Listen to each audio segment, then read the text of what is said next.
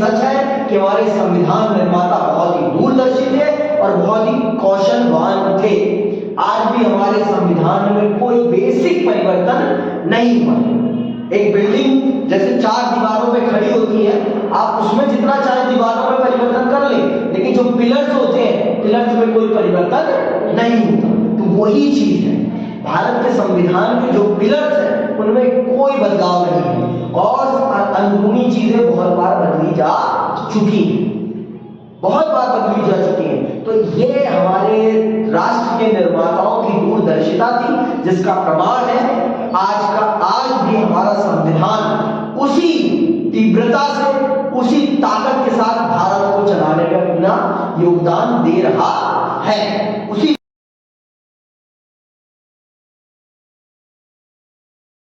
ऐसा क्या खास है भारत के संविधान में जो उसे एक जीवित दस्तावेज बनाता, उसमें ऐसा क्या खास है? उसी खासियत को चल रहे हैं हम आज समझने और पढ़ने। आज हम चैप्टर को मुख्य रूप से समझेंगे कि चैप्टर में हम किन किन विषयों को चल रहे हैं समझने गंभीर तौर पर। तो आइए पढ़ना प्रारंभ करते हैं और जानते हैं किस अध्याय में पढ़ने क्या चल रहे हैं। इस अध्याय में हमने पिछले 72 वर्ष के दौरान संविधान के क्रियान्वयन और भारत की शासन प्रणाली में उसकी भूमिका पर चर्चा करेंगे। इस अध्याय को पढ़ने के बाद आप निम्नलिखित बातें जान सकेंगे। भारतीय संविधान को समय की आवश्यकताओं के अनुरूप संशोधित किया जा सकता है। आपका संविधान समय के साथ अपने आप को समय के अनुरूप बदलने की क्षमता रखता है। ये उसे एक प्रकार से जीवित बनाने का सबसे बड़ा कारक माना जाता है कि बहुत सारे संविधान हैं जिनमें परिवर्तन करना बहुत ही मुश्किल होता है, बहुत ज्यादा मुश्किल। लेकिन भारत का एक ऐसा संविधान है जिसमें परिवर्तन करना उतना भी मुश्किल नहीं है, नामुमकिन नहीं। अमेरिका के संविधान में संशोधन करना सबसे कठिनतम कामों में से एक है, लेकिन भारत का संविधान बहुत ही सरल है और समय के साथ अपने आप को परिवर्तित करने की क्षमता रखता है। दूसरे से ये समझ जाएंगे आप, फिर उसके बाद आप समझेंगे संविधान में कई संशोधन किए जा चुके हैं परंतु इसका मूल स्वरूप नहीं बदला है। भारत के संविधान का एक मूल स्वरूप है, जैसे एक बिल्डिंग का मूल स्वरूप होता है ना, बेसिक स्ट्रक्चर, जिसमें कभी परिवर्तन नहीं किया जा सकता, तो वैसे ही भारत के संविधान में भी एक बेसिक स्ट्रक्चर, संविधान में बहुत बार परिवर्तन हुआ है लेकिन कभी भी उस बेसिक स्ट्रक्चर में कोई परिवर्तन नहीं किया गया। क्यों, कैसे नहीं हुआ वो भी हम इस चैप्टर में समझेंगे। संविधान की रक्षा और उसकी व्याख्या में न्यायपालिका की महत्वपूर्ण भूमिका रही है। ये तो मैंने आपको न्यायपालिका वाले चैप्टर में बताया है, ये बहुत ही विस्तार पूर्वक कि भारत के संविधान की रक्षा और व्याख्या करने का अधिकार सिर्फ भारत में अगर किसी को है तो वो सिर्फ कौन है? भारत की न्यायपालिका। भारत की न्यायपालिका ही है जिसे ये अधिकार मिला हुआ है कि वो भारत के संविधान को परिभाषित कर सके कि इस आर्टिकल का क्या मतलब है। ये सिर्फ कौन बता सकता है? ये सिर्फ सर्वोच्च न्यायालय के अलावा कोई भी भारत के संविधान की व्याख्या करने का अधिकार नहीं रखता। ठीक, यह संविधान एक ऐसा दस्तावेज है जिसमें परिस्थितियों के अनुरूप बदलाव आते गए। आज भी आप देखो बहुत सारे कानूनों में संशोधन हो रहा है। पार्लियामेंट बहुत सारे संशोधनों में बहुत सारे आर्टिकल्स में संशोधन कर रही है और उन्हें समय के अनुरूप बना रही है। अभी 3 क्रिमिनल कानून आए भारत में, 3 नए क्रिमिनल कानून आए भारत में। ये तभी संभव हो पाया है जब भारत के संविधान में इस चीज का प्रावधान है। अगर ये प्रावधान नहीं होता तो भारत के संविधान को बदलना पड़ता पूरी तरीके से, लेकिन भारत के संविधान में ये चीजें पहले से ही दर्ज की गई हैं। अब ये आप देखिए कि जिन लोगों ने भारत के संविधान को बनाया है उनकी कितनी दूरदर्शिता थी, उन्होंने इतना लंबा सोच लिया और उन्होंने बहुत ही बारीकी से इन कामों को अंजाम दिया, बहुत ही बारीकी से इन कामों को अंजाम दिया, जिससे कि भारत का संविधान एक असीम भारत को बनाने में अपनी बहुत बड़ी भूमिका निभा रहा है। आइए समझते हैं पहले विषय को। पहला विषय है, क्या संविधान अपरिवर्तनीय होते हैं? जी नहीं, अपरिवर्तनीय कुछ नहीं है इस दुनिया में। समय के साथ जो अपने आप को परिवर्तित नहीं करेगा वो इस धरा में लीन हो जाएगा, विलीन हो जाएगा, विलुप्त हो जाएगा। डायनासोर के विलुप्त होने का सबसे बड़ा कारण ही यही है कि उसने अपने आप को समय के साथ परिवर्तित नहीं किया। अगर उसने अपने आप को समय के साथ परिवर्तित किया होता तो हो सकता आज वो इस धरती पे होता, और जिसने अपने आप को समय के साथ परिवर्तित किया आज वो है इस दुनिया में, आज वो है इस दुनिया में, और जिसने नहीं किया ये इस दुनिया से ही वो गायब हो गया। तो अगर भारत के संविधान में भी ये संभावना नहीं होती तो हो सकता था कि भारत का संविधान खंडित हो चुका होता, टूट चुका होता, और फिर से हम भारत के संविधान की संरचना करते। लेकिन भारत के संविधान में इस चीज का विकल्प है कि अगर आपको लगता है कि मुझ में परिवर्तन होना चाहिए तो आप मुझ में परिवर्तन कर सकते हैं। इस चीज की संभावना मौजूद है। बहुत अच्छे से सुनिएगा। परिस्थितिगत बदलाव, सामाजिक परिवर्तनों और कई बार राजनीति को उठापटक के चलते विभिन्न राष्ट्रों ने अपने संविधान को दोबारा तैयार किया। सोवियत संघ ने 74 वर्ष के दौरान 1918, 1924, 1936 और 1977 संविधान चार बार बदला गया। 1991 में वहां कम्युनिस्ट पार्टी का शासन समाप्त हो गया और जल्द ही सोवियत गणराज्य भी बिखर गया। ये होती है एक कमजोर संविधान की पहचान। जिस देश के संविधान को 4 बार लिखा जाए, परिवर्तित किया जाए, इसका मतलब उस देश के संविधान में वो वैल्यूज नहीं है जो वैल्यूज होनी चाहिए एक संविधान। नहीं तो किसी भी संविधान को बदलने की क्या जरूरत है? या कहिए कि वो संविधान इतना कठोर बना दिया गया है कि वो जनता की आवश्यकताओं के अनुसार काम नहीं कर पा रहा है, जिस कारण से उसे बदला जा रहा है। दो ही स्थिति होती है किसी चीज के परिवर्तित होने में।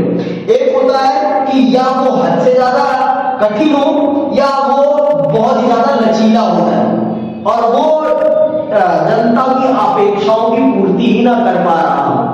यही दो स्थितियां होती हैं जब संविधान खराब माना जाता है। पहली बात तो अम्बेडकर साहब ने ये कहा है कि ना कोई संविधान खराब होता है ना कोई संविधान अच्छा होता है। संविधान को अच्छा और खराब बनाने का काम उस देश की जनता करती है। जनता चाहे तो खराब संविधान को भी अच्छा संविधान बना सकती है और जनता चाहे तो अच्छे संविधान को भी खराब संविधान बना सकती है। क्यों? क्योंकि जनता ही संविधान का अनुसरण करती है, और अगर जिस जनता के लिए वो संविधान बना है वो जनता ही संविधान का सही ढंग से अनुसरण नहीं करेगी तो चाहे अच्छा संविधान हो चाहे बुरा संविधान हो, दोनों ही बुरे बन जाएंगे। समझ में आई बात? तो ये जनता निर्धारित करती है। और लेकिन सोवियत संघ के संविधान में ये बहुत बड़ी गड़बड़ी थी कि उसने अपने संविधान में उसने ये प्रावधान नहीं रखा कि वो अपने आप को समय के साथ संशोधित कर सके। हम भी तो अपने आप को परिवर्तित करते हैं ना। हम घर पे कुछ और होते हैं, स्कूल में कुछ और होते हैं, ट्यूशन में कुछ और होते हैं। हम परिवर्तित कर रहे हैं ना, किसके हिसाब से? परिस्थितियों के हिसाब से। अगर हम परिस्थितियों के, अब आप घर में जो कपड़े पहन रही हो वो स्कूल तो पहन के नहीं जा सकते ना, और ना ही जो स्कूल में पहन रहे हैं आप वो ट्यूशन में पहन के नहीं आ सकते। कि संभव है? तो इसका मतलब हम परिस्थितियों के हिसाब से अपने आप को परिवर्तित कर रहे हैं, और अगर हम परिवर्तित नहीं करेंगे तो हमारी एक्सेप्टेंस खत्म हो जाएगी। आप स्कूल में घर के कपड़े पहन के जाओगे तो आपको बाहर कर दिया जाएगा, और अगर आप घर के कपड़े पहन के ट्यूशन या कहीं और भी जाओगे तो लोग आपको एक अलग दृष्टि से देखेंगे जो कि आपको अच्छी नहीं लगेगी। आप अपने आप को भेदभावपूर्ण वाले व्यवहार से पीड़ित समझेंगे। तो ये सारी चीजें, तो यही चीज संविधान में भी लागू होती है। अगर संविधान अपने आप को समय के अनुसार नहीं बदलता तो वो खंडित हो जाएगा। भारत का हिंदू धर्म आज इतने लंबे समय से जीवित है। दुनिया में बहुत से धर्म है लेकिन समाप्त हो गए, लेकिन अगर सनातन जीवित है, सनातन भारत की संस्कृति का प्रतीक बना हुआ है, उससे इसीलिए बना हुआ है क्योंकि उस उसने अपने आप को समय के साथ परिवर्तित किया है, उसने समय के साथ अपनी कुरीतियों को गायब किया है और अपने आप को आगे बढ़ाया है। हमारे देश में हमारे धर्म में एक कुरीति की सती प्रथा थी और हमने उस प्रथा को समाप्त किया। क्यों? क्योंकि हमने उसे माना कि ये मानव समाज के लिए और हमारे धर्म के लिए एक सबसे बड़ी कुरीति है, ये नहीं होनी चाहिए, तो इसको हमने समाप्त किया। तो यही चीज है, आप अपने आप को समय के साथ परिवर्तित करने की क्षमता रखेंगे तब आप चलेंगे, और नहीं रखेंगे तो आप समाप्त हो जाएंगे। तो सोवियत संघ के समाप्त होने का सबसे बड़ा कारण ही यही है। सोवियत संघ के समाप्त होने अथवा उसके संविधान में 4 बार, उसके संविधान को 4 बार बनाए जाने के पीछे सबसे बड़ा कारण ही यही है कि उसके संविधान में ये सबसे बड़ी कमजोरी थी। ये उसके संविधान में सबसे बड़ी कमजोरी थी, जिस कारण से उसके संविधान को परिवर्तित करना पड़ा। आगे सुनिए। इस राजनीतिक भूचाल के बाद वहां रूसी गणराज्यों का नए सिरे से गठन किया गया और 1993 में एक नया संविधान अंगीकार किया गया। अब जरा भारत की ओर नजर दौड़ाएं। भारतीय संविधान 26 नवंबर 1949 को अंगीकृत किया गया। इस संविधान को 26 जनवरी 1950 को औपचारिक रूप से लागू किया गया। तब से लेकर आज तक मैं कह सकता हूं 73 वर्ष 50 हो गए, और ये कितने हो गए? 50 20 70 73 सही कह रहा हूं मैं। 73 वर्ष हो चुके हैं और यह संविधान लगातार काम कर रहा है। हमारे देश की सरकार इसी संविधान के अनुसार काम करती है। तो देखिए आप भारत के संविधान को निर्मित करने वाले लोगों की आप दूरदर्शिता देखिए। उन्होंने कितना बेहतरीन संविधान बनाया कि आज वो 73 साल बाद भी उतना ही वर्थित है जितना कि वो 73 साल पहले था। तो ये भारत के उन नेताओं की दूरदर्शिता को देखिए आप, और आज के नेताओं की दूरदर्शिता देखिए आप। बहुत सी ऐसी चीजें बना देते हैं जो 20 साल भी नहीं चल पाती और 20 साल बाद उन्हें परिवर्तित करना पड़ जाता है। तो ये बताता है कि आज के समाज में दूरदर्शिता की बहुत ज्यादा कमी है, और ये बता रहा है कि हमारे संसद में शिक्षा की कमी है। हमारे संसद में जो कानूनों का निर्माण हो रहा है, वो जो लोग कर रहे हैं उनकी शैक्षिक कौशलता बहुत ही कम है, तो ये बता रहा है। इसीलिए भारत के संविधान में इन सब चीजों का प्रावधान दिया गया। आप देखिए भारत का संविधान आज 73 साल से चला आ रहा है। इसका मतलब क्या है? इसका मतलब है कि भारत के संविधान में इस चीज का प्रावधान किया गया है कि वो अपने आप को समय के साथ परिवर्तित कर सके, और जो प्रावधान समय के साथ यूजलेस होते जाए उन प्रावधानों को हटाया जा सके और उनकी जगह नए प्रावधानों को लाया जा सके। इस चीज का हमारे संविधान में प्रावधान है, जिस कारण से हमारे संविधान को हम क्या कहते हैं? भारत का संविधान एक जीवंत संविधान माना जाता है। ये प्रश्न लिखे ना है ऐसे ही डिट्टो, समझ में आई बात? जब पूछा जाएगा आगे तो क्या हम यह माने कि भारत का संविधान इतना अच्छा है कि उसमें किसी बदलाव की जरूरत ही नहीं है? जी नहीं, मैंने ऐसा नहीं कहा कि भारत के संविधान में कोई बदलाव की जरूरत नहीं, जरूरत है। भारत के संविधान ने अपने आप को समय के साथ परिवर्तित किया है। यहाँ पर वो प्रश्न कर रहा है कि क्या भारत का संविधान इतना अच्छा है कि भारत को अपने 73 सालों में अपने संविधान में कुछ भी परिवर्तित करने की जरूरत नहीं पड़ी? अब सुनिए क्या कहता है। क्या हमारे संविधान निर्माता इतने दूरदर्शी थी कि उन्होंने समय के बदलाव और घटनाओं का अंदाजा पहले ही लगा लिया था? एक अर्थ में ये दोनों ही बातें ठीक है। यह बात सही है कि हमें एक मजबूत संविधान विरासत में मिला है। इस संविधान की बनावट हमारे देश की परिस्थितियों के बेहद अनुकूल है।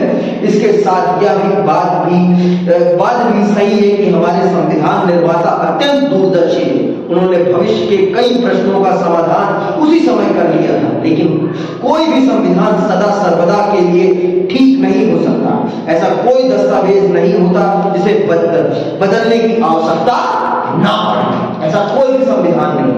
लेकिन हाँ, ये भी सच है कि हमारे संविधान निर्माता बहुत ही दूरदर्शी थे और बहुत ही कौशलवान थे। आज भी हमारे संविधान में कोई बेसिक परिवर्तन नहीं हुआ। एक बिल्डिंग जैसे 4 दीवारों पे खड़ी होती है, आप उसमें जितना चाहे दीवारों में परिवर्तन कर ले, लेकिन जो पिलर्स होते हैं, पिलर्स में कोई परिवर्तन नहीं होता। तो वही चीज है, भारत के संविधान के जो पिलर्स हैं उनमें कोई बदलाव नहीं है और अंदरूनी चीजें बहुत बार बदली जा चुकी हैं, बहुत बार बदली जा चुकी हैं। तो ये हमारे राष्ट्र के निर्माताओं की दूरदर्शिता थी, जिसका प्रमाण है आज भी हमारा संविधान उसी तीव्रता से, उसी ताकत के साथ भारत को चलाने में अपना योगदान दे रहा है, उसी तीव्रता से। सुनिएगा, तब एक ही संविधान आखिर हमारे यहाँ इतने दिनों से कैसे काम करता रह सकता है? इस प्रश्न का एक उत्तर तो यह है कि हमारे संविधान में इस बात को अंडरलाइन करूं, इस प्रश्न का एक उत्तर तो यह है कि हमारे संविधान में इस बात को स्वीकार करके चला गया है कि समय की जरूरत को देखते हुए इसके अनुकूल संविधान में संशोधन किए जा सकते हैं। तो हमारे संविधान निर्माताओं ने इस बात को ध्यान में रखा है और उन्होंने इस चीज को संविधान में लिखा है कि संविधान में समय के साथ परिवर्तन किए जा सकते हैं। संविधान में समय के साथ परिवर्तन किए जा सकते हैं। इस चीज को लिख देने से हमारा संविधान एक जीवंत दस्तावेज बन गया है। इसीलिए जीवंत दस्तावेज है। क्यों? क्योंकि वो अपने आप को समय के साथ परिवर्तित करने की क्षमता रखता है। यही चीज उसे जीवंत दस्तावेज बनाती है। यही चीज, इसी चीज ने भारत के संविधान को जीवंत संविधान बना दिया है। समझ में आएगा? आगे सुनिए।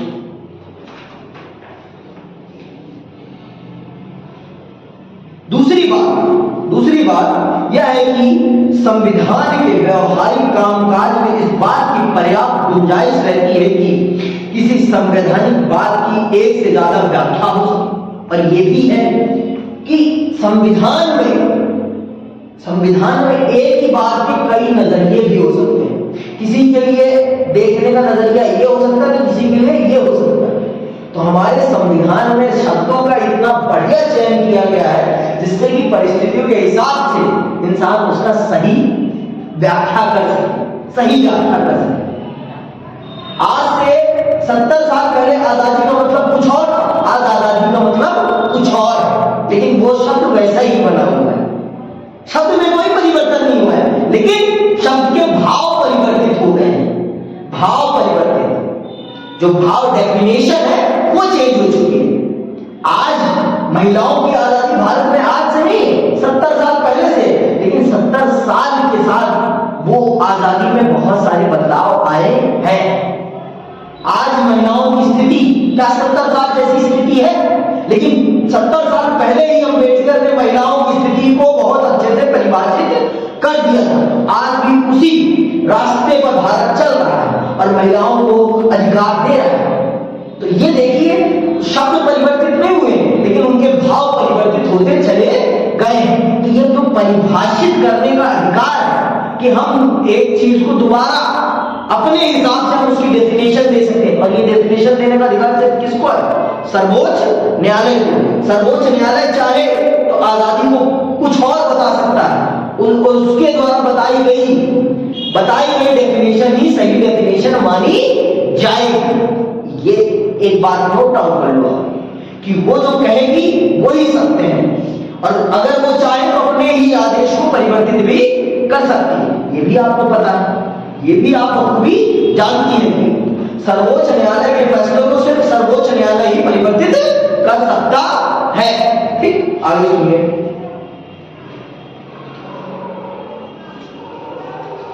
कहने का मतलब यह है कि हमारा संविधान लचीला है और अदालती फैसले और राजनीतिक व्यवहार बर्ताव दोनों ने संविधान के अमल में अपनी परिपक्वता और लचीलेपन का परिचय दिया। इन्हीं वजहों से हमारा संविधान कानूनों की एक बंद और जड़ किताब न बनकर एक जीवंत दस्तावेज के रूप में विकसित हो सका है। इसीलिए भारत का संविधान सिर्फ एक किताब नहीं, भारत का संविधान एक जीवंत दस्तावेज। इसी क्यों? क्योंकि वो समय के साथ अपने आप को लचीला, अपने आप को समय के साथ परिवर्तित कर सकता है। बांस की लकड़ी की भांति, जैसे बांस की लकड़ी को आप कैसा भी कर सकते हो, जितना भी लपा दो वो टूटती नहीं। सेम वही है भारत का संविधान। लेकिन जहां जरूरत पड़ती है वहां बहुत ही सख्त भी है, ये भी बात याद रखना। लचीला, जहां जरूरत लचीलेपन की है वहां लचीला है, और जहां सख्त होने की जरूरत है वहां सख्त भी है। ठीक, समय के एक खास मोड़ पर अपने समाज के लिए संविधान तैयार कर रहे लोगों को एक आम चुनौती का सामना करना पड़ा है। यह तो स्वाभाविक ही है कि उस खास वक्त में समाज जिन समस्याओं का सामना कर रहा है उनके समाधान के प्रयासों की झलक संविधान के प्रावधानों में दिखाई देगी। लेकिन संविधान को बनाते हुए इस बात का भी ध्यान रखना पड़ता है कि आगे आने वाले समय में वह सरकारों के कामकाज के लिए एक रूपरेखा प्रदान करे। इसीलिए किसी भी संविधान को भविष्य में पैदा होने वाली चुनौतियों का समाधान प्रस्तुत करने में भी सक्षम होना चाहिए। इस अर्थ में संविधान न केवल समकालीन परिस्थितियों और प्रश्नों से जुड़ा होता है, बल्कि उसके कई सारे तत्व अस्थायी महत्व के होते हैं। तो ये जान लो, ये सीधी बात है कि हमारे जिन लोगों ने संविधान को बनाया है ये उनकी काबिलियत है, और उन्होंने दुनिया के सभी संविधानों का अध्ययन किया है, सभी संविधानों का अध्ययन किया, फिर जाके भारत के संविधान को बनाया है। तो ये उनकी एक काबिलियत है कि उन्होंने सब परिस्थितियों को समझा, फिर उसके बाद भारत के संविधान को बनाने का काम किया। तो ये उनकी एक बहुत बड़ी दूरदर्शिता का प्रमाण है, जिस कारण से हमारा संविधान एक ऐसा संविधान बन पाया जो तात्कालिक समस्याओं का भी निवारण कर रहा था और भविष्य में उठने वाली समस्याओं की ओर भी उसके कदम बढ़ गए थे। तो ये उनकी दूरदर्शिता का प्रमाण है। जहां पहले चैप्टर में आपके संविधान को एक नकल के संविधान की तुलना की गई है, तो वो एक सरासर गलत है, क्योंकि हमने दुनिया के संविधानों को पढ़ के नकल नहीं की, हमने उनके संविधानों को पढ़ के परिस्थितियों का अध्ययन किया है, जिससे कि हम अपनी परिस्थितियों को सूट करने वाली चीजें उनके संविधान से ले सकें। हमने दुनिया की अच्छी बातों को अपने संविधान में सम्मिलित किया है, जिससे कि हमारे देश को चलाने में हमें किसी भी प्रकार की समस्या ना झेलनी पड़े। इस चीज को ध्यान में रखते हुए हमारे संविधान का निर्माण हुआ है, इस चीज को ध्यान में रखते हुए, और ये बात समझने वाली है सबसे ज्यादा समझने वाली बात यही है कि हमें अपने संविधान पर भरोसा करना सीखना पड़ेगा, और जब तक हम भरोसा नहीं करेंगे अपने संविधान पर तब तक हम आगे नहीं बढ़ पाएंगे। ये बात भी सत्य है, समझ में आई बात? आगे सुनो। लेकिन इसी के साथ संविधान कोई जड़ और अपरिवर्तनीय दस्तावेज भी नहीं होता। संविधान की रचना मनुष्य ही करते हैं, और इस नाते उसमें हमेशा संशोधन, बदलाव और पुनर्विचार की गुंजाइश रहती है। संविधान समाज की इच्छाओं और आकांक्षाओं, अंडरलाइन कर लो, संविधान समाज की इच्छाओं और आकांक्षाओं का प्रतिबिंब होता है। लेकिन इस संविधान में हमें यह बात भी याद रखनी चाहिए कि संविधान समाज को लोकतांत्रिक ढंग से चलाने का एक ढांचा भी होता है। इस दृष्टि से संविधान एक ऐसा उपकरण होता है जिसे समाज खुद अपने लिए करता है। पहले अध्याय में ही हमने इस बात को समझ लिया है कि अगर संविधान में जनता की मुद्दों की बात नहीं होगी तो जनता उसका आदर नहीं करेगी। जनता उस पर विश्वास और आदर तभी करेगी जब संविधान उसे अपने माध्यम से कुछ उपलब्ध कराए। इस बात को हमने पहले अध्याय में बहुत विस्तार पूर्वक समझ लिया। तो भारत का संविधान इन दोनों चीजों को करता है। भारत का संविधान अपनी जनता को भी अधिकार दिला रहा है और भारत का संविधान भारत को एक लोकतांत्रिक रास्ते पर रखने का भी संकल्प रखता है। और भारत का संविधान ये भी अपने अंदर प्रावधान रखता है कि समय के अनुरूप अपने आप को परिवर्तित कर सके। इस चीज के कारण भारत का संविधान दुनिया के सर्वोच्च संविधानों में से एक संविधान माना जाता है। क्यों? क्योंकि भारत का संविधान अपने आप को समय के अनुरूप, परिस्थिति के अनुरूप, जनता की आवश्यकताओं के अनुरूप बदलने की क्षमता रखता है। यही बदलने की क्षमता ही भारत के संविधान को सर्वश्रेष्ठ संविधानों में और जीवंत दस्तावेज बनाता है। तो भारत के, मैंने आपको पहले बता दिया कि भारत के संविधान को जिन लोगों ने बनाया है वो लोग बहुत ही ज्यादा कुशलवान थे और बहुत ही ज्यादा शिक्षित थे और बहुत ही ज्यादा विचारशील थे, बहुत ही ज्यादा विचारशील। और हमें अम्बेडकर का कृतज्ञ होना चाहिए कि उन्होंने भारत को एक ऐसे संविधान की रूपरेखा प्रदान करी जिसने भारत को 73 सालों में बेरोक टोक आगे बढ़ाया है, बेरोक टोक। तो हमें उनका कृतज्ञ होना चाहिए कि उनकी दूरदर्शिता ने एक इतना बेहतरीन संविधान दिया है और उनके दिशा निर्देश में इस संविधान को जब बनाया गया तो उनमें उन प्रावधानों को ज्यादा महत्व दिया गया जो समय के अनुरूप इस संविधान को परिवर्तित करने की क्षमता प्रदान करती है। समझ में आई बात? आगे सुनो, आगे बढ़ोगे। संविधान की यह दोहरी भूमिका संविधान की हैसियत को लेकर कुछ मुश्किल सवाल खड़े करती है। क्या संविधान इतना पवित्र दस्तावेज होता है कि उसमें कोई बदलाव किया ही नहीं जा सकता? जी नहीं, हमारे संविधान में ऐसा कुछ नहीं। हमारा संविधान समय के अनुसार परिवर्तित होने की क्षमता रखता है और उसने ये प्रावधान अपने आप में किया हुआ है। और मैंने आपको पहले बता दिया कि अगर आप समय के साथ परिवर्तित होने की क्षमता नहीं रखेंगे तो आप आउटडेटेड हो जाएंगे और आपको लोग बाहर फेंक देंगे। आज आप देखिए कंप्यूटर कितना बदला है, फोन कितना बदला है। क्यों? अगर वो बदलते नहीं तो क्या होते? आज उनको कोई नहीं यूज करता। आज नोकिया आपको दिखता है मार्केट में? क्यों नहीं दिखता? क्यों? क्योंकि उसने अपने आप को समय के साथ परिवर्तित नहीं।